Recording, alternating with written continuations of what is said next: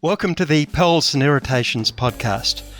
I'm Peter Martin and I'm here to introduce a special guest. My colleague for many years, a journalist specialising in economics for 50 years, Ross Gittins, who started at the Sydney Morning Herald half a century ago this month on February 7, 1974. He's been economics editor of the Sydney Morning Herald for most of that time and a big supporter of Pearls and Irritations since it began. Ross, thank you for joining Pearls and Irritations and thank you for your support for John Menadew's blog, and congratulations. Well, thank you very much, and I must say I'm happy to support John Menadew's blog. I think that it provides a very useful alternative views on a lot of topics.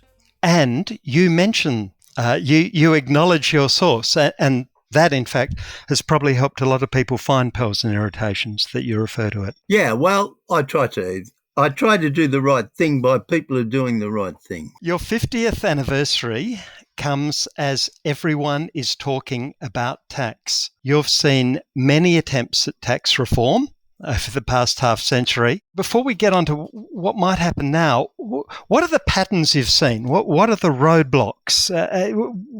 What works and what doesn't? Well, before I say that, what I do want to say is I am not one of the people who believe that the great big problem we're facing us and the thing we've got to fix, most importantly, is tax. I think that's nonsense. I think the things we've got to fix most importantly is climate change, doing something about climate change, and doing something about the housing affordability. Now, housing affordability may very well involve some tax changes, but I suspect that the people who bang on about the need for radical tax reform are really saying, my top priority is you doing something to cut my tax. Well, I think there are plenty of ways we could improve the tax system, but I wouldn't be spending a lot of time on that until I was confident that we were getting somewhere on climate change. Of course, climate change may involve a change to the tax system, but perhaps not the kind of change that you say people are thinking of. Exactly. Well, what are the problems? The problem of late is simply that when anyone ever goes into an election campaign promising to change taxes in a way that would have some losers and probably some gains because you were trying to tighten up a loophole so you could afford to do something else. Whenever any side goes into an election campaign making that kind of promise, the other side says, you beaut, I'll just run a big scare campaign and greatly increase the likelihood that the electorate, who doesn't ever like the sound of tax changes, except for tax cuts, will say, oh gosh, I don't like the sound of this lot. Maybe I shouldn't vote for them. I think that's one of the big problems. And I think that when we did last have a lot of very major tax changes, the one thing that was different then was on the one side, you had a guy like Paul Keating who was game to chance his arm, making controversial changes. And I know he hates me saying this, but he had the benefit of having in opposition two people who had far more sensible views about taxation and who in fact agreed with most of the changes that he wanted to make. And those two people were John Howard and John Hewson. And the great reformer was Paul Keating, but he benefited greatly by having good people opposing him. What about the most recent big change, the one after that, at the start of this century?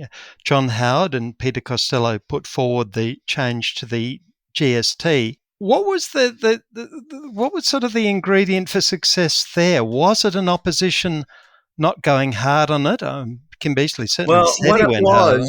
What it was probably was a Liberal government wanting to do something that you could be afraid meant you'd pay more tax. But in fact, don't forget, and this is probably an important part of tax reform, that what John Howard was saying is, we'll bring in this terrible thing called the GST, but don't forget you'll be getting a big cut in income tax.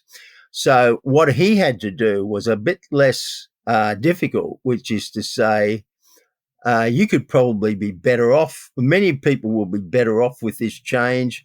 Certainly, a lot of people won't be very much worse off.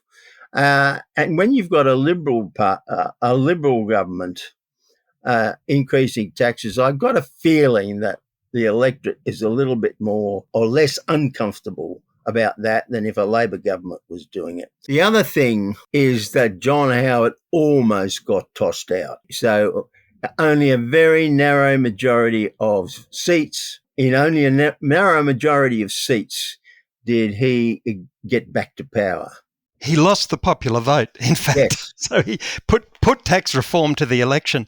So what hope, and yes, I understand that there are things more important than tax, although, housing and climate relate to tax. What hope, it sounds as if you think there's very little chance of Albanese, who, by doing what is done on stage 3 has opened up the possibility of more on tax, very little chance of him achieving something, based on your observation over many decades. Well, it's harder than it used to be because our politicians are less principled than they used to be. That's what I've been saying. But another thing that when you're talking about, well, what's the formula that helps you get tax reform across the line, one of the things is that, and this is what Keating did, he had a big package in which a lot of vested interest groups had something to lose, but they also had something to gain. And so it was much easier to run a line that said, listen, you're getting some, you're losing some, but the total package will be good for the country. It'll be good for the economy. So play along. And Keating and co. Ran that argument, and they had a fair bit of success with it. What do you think, moving on from tax, makes a consequential treasurer? By that I mean one who makes a difference. You've seen Keating. You began with, just before Cairns, I think you began with Frank Crean, all the way through to Jim Chalmers via Scott Morrison and Wayne Swan and Peter Costello. What do you think is needed? And I suppose who has done it best? Maybe it is Keating. Well, I think Keating was undoubtedly the most reforming treasurer that we've had. I remember that I sent him a copy of my book, and I inscribed it as addressing it to God's gift to the Australian economy. Now, it does not give me any embarrassment to tell you about that today, because he was, which doesn't mean he was perfect. Not many politicians are perfect. And in fact, I even sometimes entertain the thought that I might not be perfect. What was it about Keating? Was it courage? I think it was courage. I think it was also kind of low-hanging fruit. There were a lot of things there that hadn't been fixed for a long time and needed to be. But I think it did take courage. I think Keating genuinely believed that if he did things that would improve the economy, in the end, he'd be supported. And he demonstrated that it was true, at least for him. Who else? Who would be a runner-up? I give Costello a lot of credit, because he was the man who had to do all the legwork getting us up with the GST. We did need the GST. The Labor Party opposed it because it was regressive. Well, yes, it was regressive. It was a lot less regressive when they cut fresh food out of the GST, but it had to happen. And what people don't seem to understand is people want governments to spend money, a lot of money. They've got to raise money through taxes, and they've got to have a tax system that's robust. that stands up, that doesn't just fall away over time. And the GST, although it's not proved to be the magic answer that some of us hoped, it does leave us with a much more robust indirect tax system. And the notion that we shouldn't have indirect taxes because they're regressive and we should only have income tax because it's progressive, that's just a bit too idealistic. You have to have some combination. The primary purpose of tax is to raise revenue. That's I suppose you're saying you can fiddle at the edges, but if you don't raise revenue, you're in trouble. Yes, I am. And I'm saying that often raising the revenue and raising it without doing too much damage is more important than some of the theoretical benefits that tax economists will tell you this tax will give you rather than that tax. I'm a bit skeptical about those because they run off the theory, and a lot of them don't have a lot of empirical evidence to say, yes, the theory stands out in practice. My favourite quote from Paul Keating, everyone's got different ones, was actually when he was first proposing a consumption tax in 85, and he was getting pushback from the welfare lobby, right? Yes. And he said, in a very memorable turn of phrase, he said, "People who drink from the well should not complain about attempts to fill it." And I think that's lovely. So, how do you think Chalmers fits up on this sort of scale? It's too early to say. It is too early. I would have been tempted until very recently to say that Chalmers should have been pushing Albo harder on the need to do something about stage 3. But then I read what your esteemed colleague Michelle Grattan said, which was, no politician beats Albo on tactics, which made me wonder whether what all Albo was doing was saying, we'll have to give in on this, we'll have to change this, but we'll wait to the right moment. And I think he probably did wait for the right moment. Do you think there's more juice in the lemon? Do you think there's a possibility of further reform, perhaps for those things we mentioned, negative gearing, capital gains tax, carbon tax? Well, the things you mentioned, and they're the things I would mention. If you say, what are the things we need? What are the changes we need? The first is we need a carbon tax. The second is we need to get rid of negative gearing, and we should cut back, not eliminate, but cut back the discount on capital gains tax. Now, that is no magic answer to the housing problem.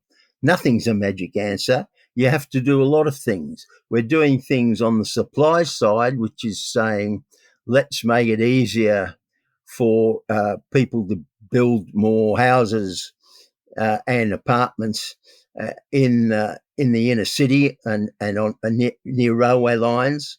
I think that is part of the answer, but I think that there are changes we should be making on the tax side that will help too. And what's your assessment of how likely that is, given the environment you've described? Well, I think, in a sense, Albanese's had a big win on this. With all those people saying, oh, this is very dangerous, he's broken his promise. Ooh. I think that it's now the opposition that's on the run. Are they really going to say, this is a broken promise, so we're going to oppose a change to the tax cut that directed far more of the money to people who really needed it? Are we going to oppose that? So I think it's likely that Labor will look back on that and say, we took a bit of a chance and we got somewhere and we did something good, as well as doing something that would help us in by-elections and elections. Do you think there's much hope? Not yes, only I for do, tax. because what I'm saying is this will say, if you take some calculated risks, you might just make the world a better place. Now I want to ask you about tips for journalism as opposed to politics. You've basically created the type of journalism that you do. and there are quite a few people doing it now.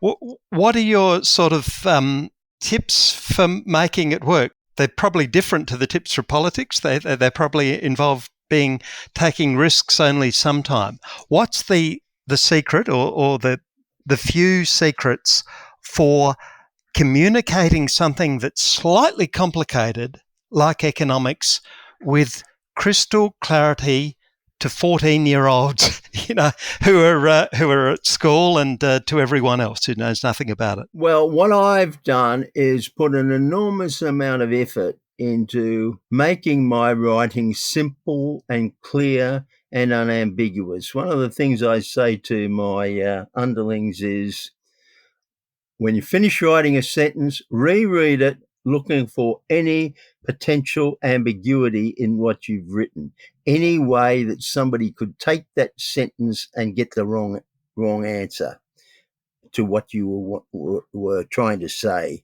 And every time you find one, you rewrite the sentence to remove the ambiguity. I put an enormous amount of effort, although these days, since I've been doing it for so long, it doesn't take quite as more of it comes naturally. But I want to keep everything simple and clear, and I also want to make things conversational so that they're an easy read. They're not somebody reading something out of a textbook. And I find that the readers really like that, really appreciate that, and have been buying my product for 50 years. I think probably it becomes easier with time. I, for instance, couldn't do it and haven't done it because I'm not the Gittins people know. So you can talk about your eccentricities, of which there are several. I remember a picture of you on the front page of the paper doing cooking in the kitchen because you were writing about cooking. And that probably becomes easier. Well, I think it does. And one of my first editors gave me some very good advice. It took me a while to figure out what he meant. But he said, look, make sure you just keep using homely examples. And that was actually very good advice. Being a young fellow, I didn't want to do anything that was homely. But what he meant was everyday examples. You got some fancy economic concept. You explain it often by analogy, and you use the most simple, down-to-earth, common, yes, I've seen that a million times, example to explain this concept that you're trying to tell people why it matters and how it works. One of the things that I've found sort of it makes that harder is, I want to know what you think. You can tell people something they already know, and it doesn't take very long, okay? You can tell them that negative gearing increases the supply of rental properties. They already think that. It takes many more words, much more argument to tell them that it's not really so because, yeah, sure, it might increase the supply of rental properties, but it decreases the supply of properties for owner-occupiers. It's hard, more worthwhile, I suppose, but very hard to tell people something which is against a consensus. And yet you usually do that. You might say that, but what I also do, and I love doing, is trying to overturn the conventional wisdom. A very common formula that I have for my column is I take something that everybody knows is right, I spell it out, I spell out exactly the reason why people are right to think this thing, and then I have this phrase that says, except that this doesn't make sense. And then I explain why the conventional wisdom is wrong. Now, it takes a fair bit of space. It certainly does. And one of the things in column writing is, don't think you're going to make 6 great points. If you can make 3 points, you're doing well. The more points you cram into the column, the less chance you'll have to do justice to any of them. But when you spell things out And that I call that formula: set it up, knock it down. And I found that people enjoy reading that kind of stuff. It's almost that you need to have two ideas in your mind at once, is it? That one of them is, I have only one chance to make this point and I need to make it as clearly in as plain language as the other. And the other is, I'm not going to be able to make all of the points. I'm going to just try and hit one or two, and there'll be another chance another day. Yes, and that second approach is my approach.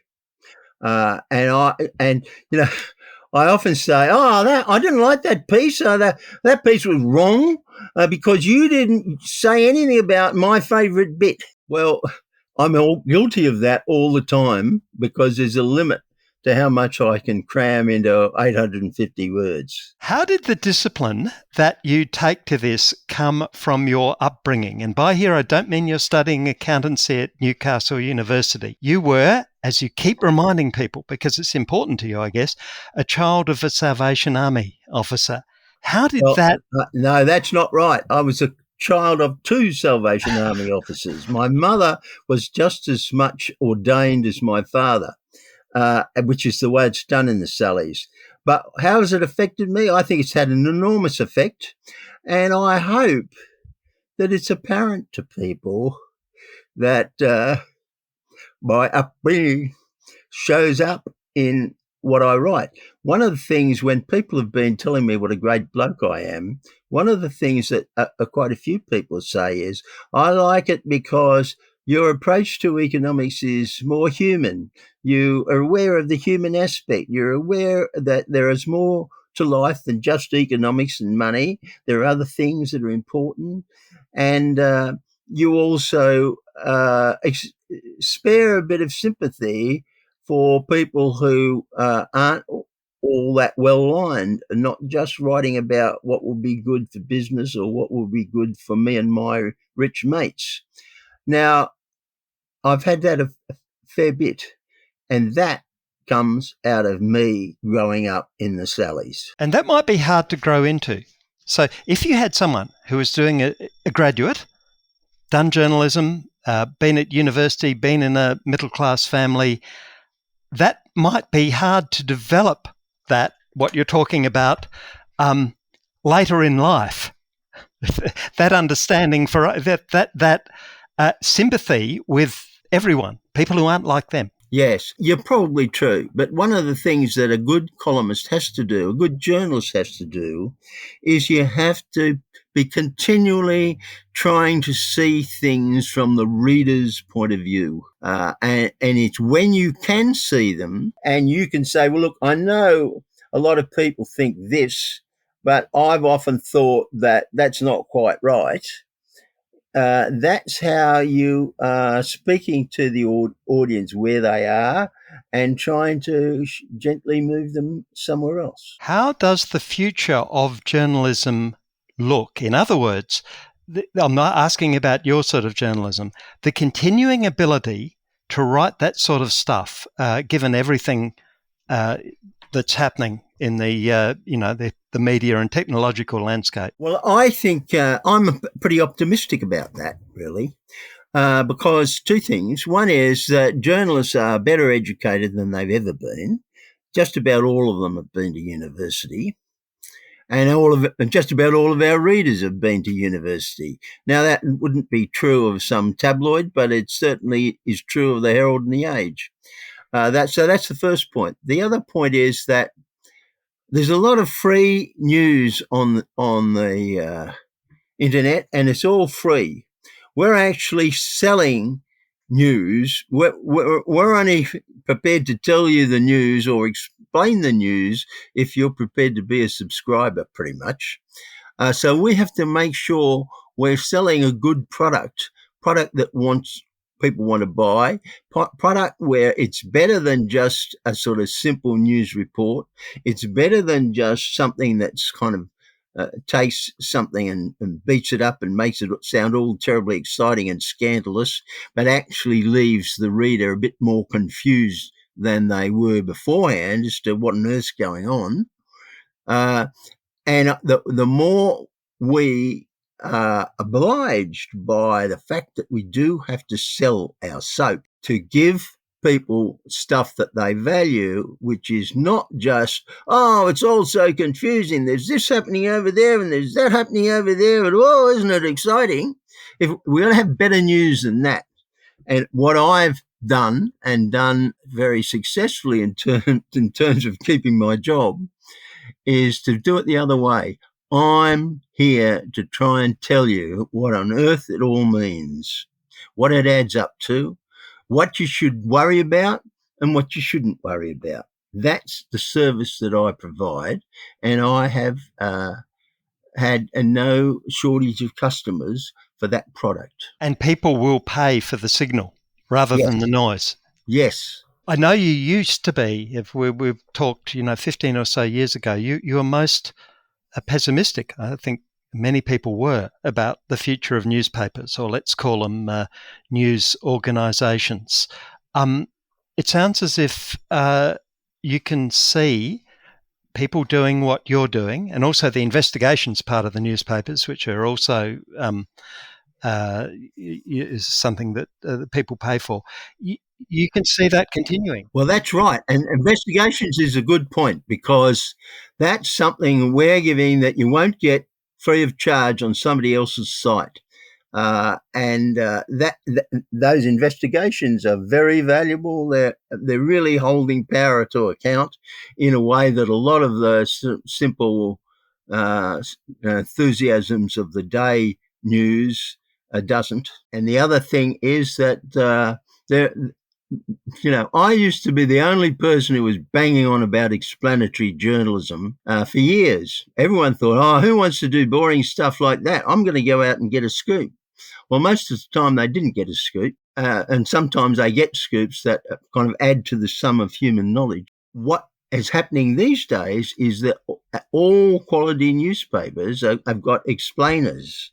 There's now it's very ordinary and acceptable and normal for newspapers, or mastheads as they like to call themselves these days, to put a lot of effort into writing pieces that simply explain to people how it works and what's going on. You are remarkable, Ross Gittins, in that you're not only an optimistic economist most of the time, but you're optimistic about the future of journalism. Well, I am. Thank you for your support of Pearls and Irritations. Thank you for your time at a very busy special anniversary. 50 years doesn't come around very often. And thanks everyone for listening to this Pearls and Irritations podcast. More soon.